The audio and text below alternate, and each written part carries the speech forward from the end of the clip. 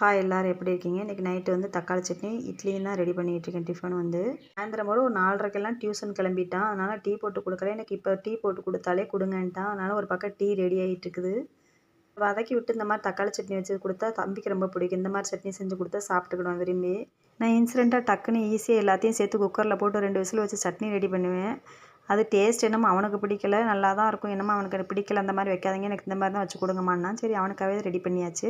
Night சாப்பிட்டு முடிச்சுட்டு தூங்கிட்டோம். அடுத்த நாள் காலையில் வந்து மொச்சப்பயிறு குழம்பும் உருளைக்கிழங்கு வறுவலும் தான் வறுத்து கொடுத்தேன் ஸ்கூலுக்கு கொண்டு போகிறதுக்காக தம்பிக்கு.